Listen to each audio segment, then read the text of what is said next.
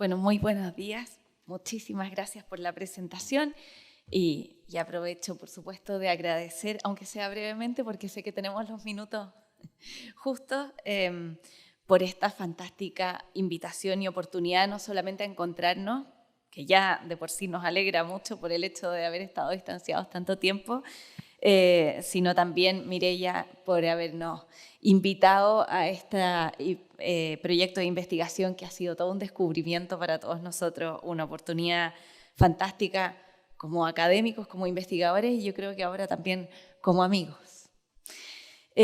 Voy a remitirme al texto para poder cumplir bien con los tiempos. Como recién comentaban, he podido tener la oportunidad de trabajar sobre todo esta recepción de la influencia pompeyana en la arquitectura chilena, pero ya más recientemente también para abordar alguna documentación epistolar, sobre todo de algunos chilenos que compartieron su experiencia en sus visitas en Pompeya, y he querido centrarla en la más destacada intelectual chilena, Lucila Godoy, más conocida por todos, Gabriela Mistral. Y quisiera comenzar con una premisa para poder plantear justamente esta presentación. Y es la premisa de que todo viaje siempre supone una experiencia doble, ¿cierto? Por una parte, la experiencia del viaje más evidente, esa del traslado corporal, físico, material del viajero, desde, obviamente, un punto de origen que suele ser ese espacio propio hacia un destino que representa, en cambio, el espacio ajeno o el espacio por conocer. Pero, por otra parte, el viaje es también, desde una perspectiva histórica, sobre todo, una experiencia inmaterial y subjetiva que en la acción de descubrir ese espacio ajeno y nuevo puede impactar o impacta derechamente sobre los imaginarios, las memorias e incluso la identidad de aquella persona que viaja. Considerando esta premisa, desde un enfoque histórico, las fuentes que contienen relatos de viajes realizados en el pasado nos ofrecen un testimonio sumamente valioso, no solamente porque permiten conocer las características de un determinado lugar, sociedad, pueblo visitado por el viajero o autor del relato, sino también porque nos permiten conocer al viajero en sí mismo, como personaje histórico y como sujeto de cultura, en la medida en que nos presenta su propia experiencia o su aproximación más íntima a los lugares visitados.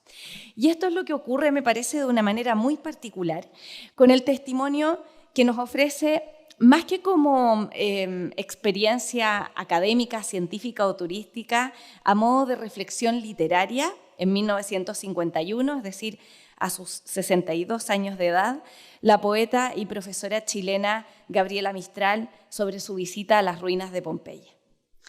Su relato me parece que posee un valor doble. Por una parte, y como decía antes, nos ofrece un testimonio sobre quizás el estado en que se encontraba el sitio arqueológico de Pompeya a mediados del siglo XX y cuando se estaban reinaugurando, reabriendo algunos espacios luego de los daños sufridos por la Segunda Guerra Mundial.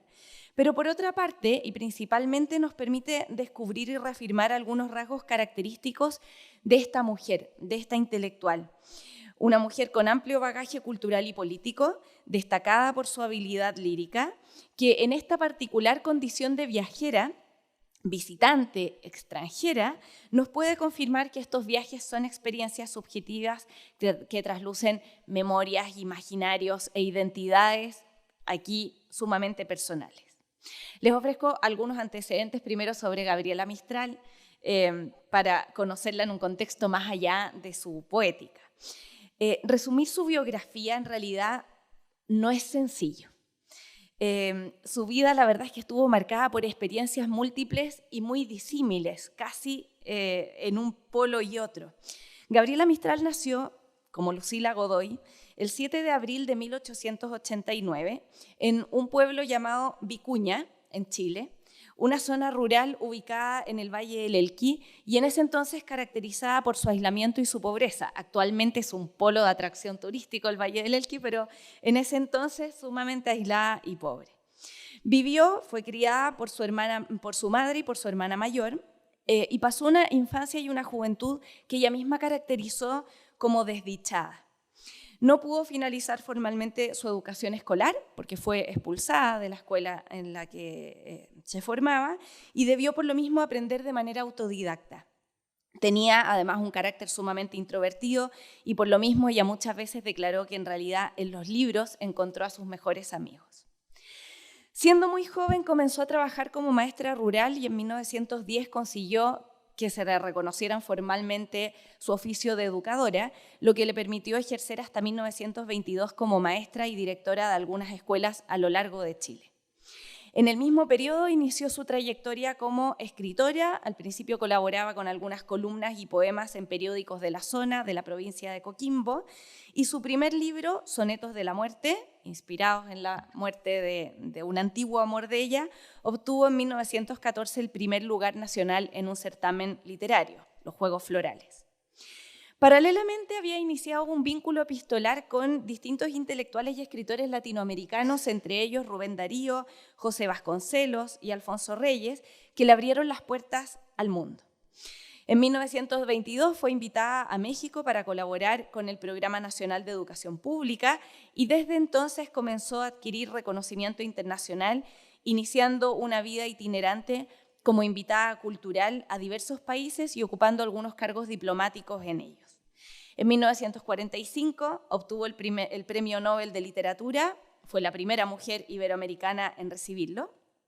Continuó su travesía internacional, escasamente regresó a Chile y falleció en Estados Unidos en 1957. En cuanto a su obra literaria, tanto su prosa como su poesía destacan por tener un carácter bastante personal, libre y sencillo, que buscaba poner en valor la identidad latinoamericana y hasta cierto punto una tradición folclórica, sobre todo centrándose en detalles cotidianos, aunque no por eso, y eso es lo interesante, pese a tener un foco bastante americanista, no deja de lado la tradición literaria europea. Al contrario, en muchos de sus escritos ella reconoce e insiste, contrariando a algunos intelectuales americanos de la época, sobre la importancia de reconocer la ascendencia hispana de los chilenos. Su madre era de ascendencia vasca y a ella le preocupaba reconocer esas dos vertientes que finalmente configuran la identidad iberoamericana. En cuanto a su relación con Europa y particularmente con Italia, realizó su primer viaje en 1924, cuando tuvo la oportunidad de conocer el Golfo de Nápoles. Esa visita para ella fue determinante en el modo en que comenzó a percibir el mundo europeo y especialmente el universo más doméstico, cotidiano, íntimo del pueblo italiano, que para ella, de acuerdo a su propia experiencia, creía que reflejaba aún los ecos de Virgilio y de los antiguos poetas latinos. En ese mundo dice haber descubierto el vínculo que realmente la unía a ella como chilena con la literatura clásica y con la cultura de la antigüedad.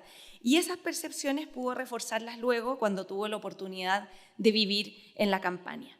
En 1951 fue nombrada cónsul de Chile en Nápoles y vivió ahí hasta 1953. En ese contexto es que llegó a conocer Pompeya.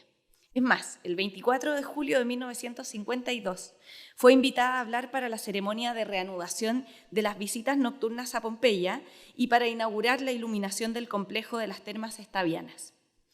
El mismo año, no estoy segura, eso sí, si fue en esa misma oportunidad, Gabriela tomó una serie de fotografías a las ruinas, acompañada de su pareja Doris Dana, de la escultora Marina Núñez del Prado y de algunos otros amigos a quienes no se ha logrado identificar con claridad. La Biblioteca Nacional de Chile conserva 19 de esas fotografías en blanco y negro. Entre ellas, algunas de esas fotografías se enfocan, por supuesto, en sus amigos, pero en realidad la mayoría los ubica más bien como en un segundo plano, insertos en algunos rincones de Pompeya que en cambio tienen el protagonismo. El foro, la casa del Fauno, la casa de los Betti, la casa de Tiburtino y la vía de Letombe. En estas fotografías podemos apreciar las ruinas pompeyanas, por supuesto, en un estado más descuidado que el actual, como podemos ver, por ejemplo, en la imagen de Marina Núñez junto a esta escultura femenina. Aparecen ahí rodeadas de una vegetación natural.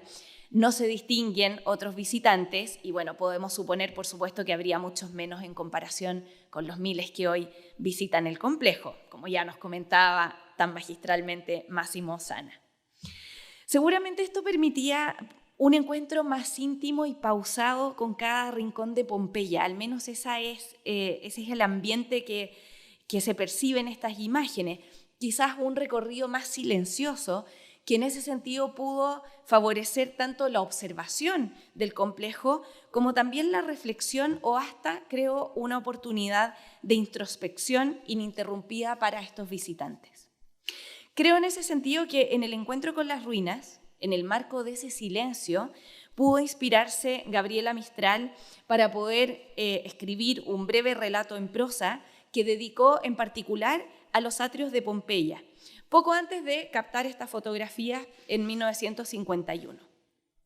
El relato se encuentra en una compilación titulada Italia Caminada, que ha sido valorado como un particular diario de viaje. Se ha dicho que es como la construcción de una geografía caminada y experimentada que trasluce el encanto de Gabriela por un país que le parecía pintoresco y mítico en su cotidianidad, alejado en cambio de la monumentalidad de Roma, que para ella siempre había que mirar con cierta desconfianza.